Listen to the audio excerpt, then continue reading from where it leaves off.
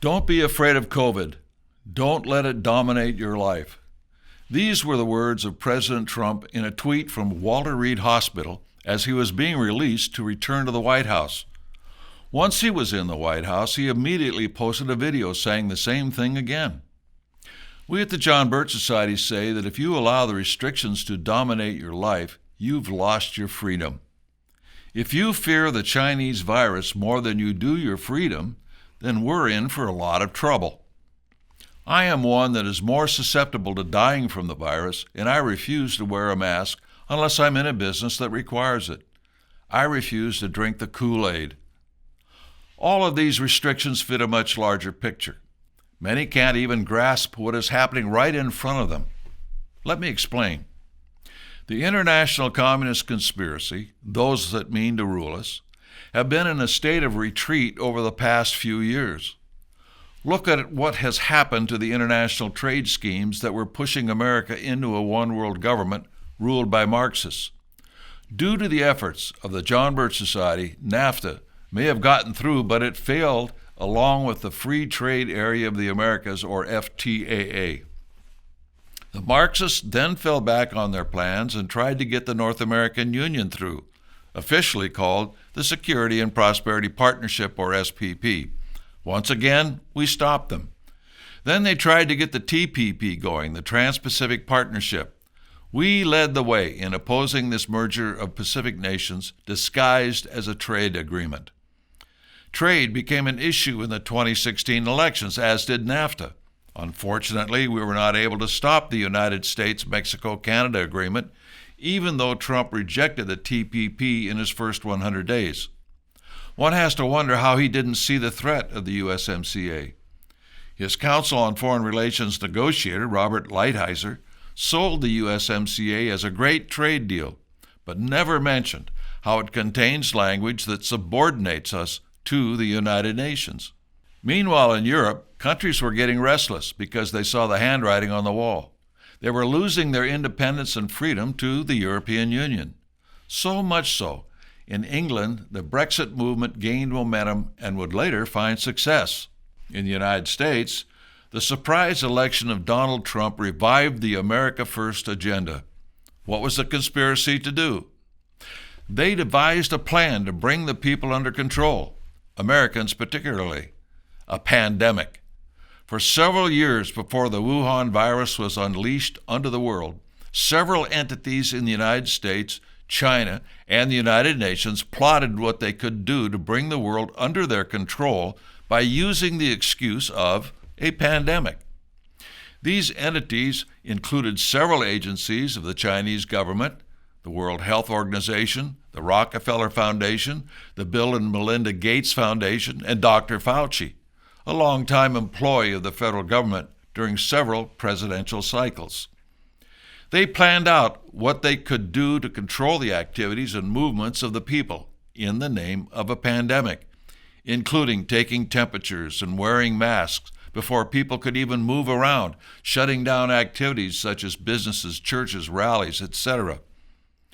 All of their plans were implemented, at first on a national scale for a few weeks, and then more localized within the states with Marxist leadership. Interspersed within the plan was an anti-religious theme aimed at Christians and Jews. This would weaken the very foundation of the American form of government. The freedom of religion and the freedom of religious assembly are guaranteed in the very First Amendment within the Bill of Rights. It's the first thing mentioned. How can it be taken away by totalitarian governors and mayors? Just the other day, Governor Cuomo of New York reiterated that he would shut down permanently any synagogue that tried to meet. At the same time, they've gotten people used to the idea that certain leftist activity is okay, but any public activity connected to opposing the restrictions is somehow bad. Gathering to hold meetings isn't okay, but gathering to burn, loot, and tear down cities is. Also, keep in mind that the fatality rate from the virus is under 1% for those under 50 years of age, and we are not sure how many are counted as dying from the virus when it was something else that actually caused their death. Let us make the point once more. These shutdowns are by edict, not by law. There was no law passed by legislatures or even the input by the people in the process, simply edicts. I said so, now you do it. This is all part of the much bigger picture. We've already witnessed stage one. Get the people to accept the shutdowns and other restrictions. Get the people to accept the loss of their freedom. Get the people to accept the idea that government can simply declare these restrictions as legitimate and a proper function of government. Now they're getting ready for stage two, a worldwide shutdown in the name of the environment. They've already convinced many people of the idea that the earth will be destroyed unless we do something to curtail the activities of the human race. For any parents out there that are involved in what their kids are learning, you see they are teaching this false theory every day in our schools. Add to that the media bombarding people with their false data and fear-mongering. Now we see the beginning stages of imposing restrictions, segueing out of the excuse of a virus into the excuse of an environmental calamity.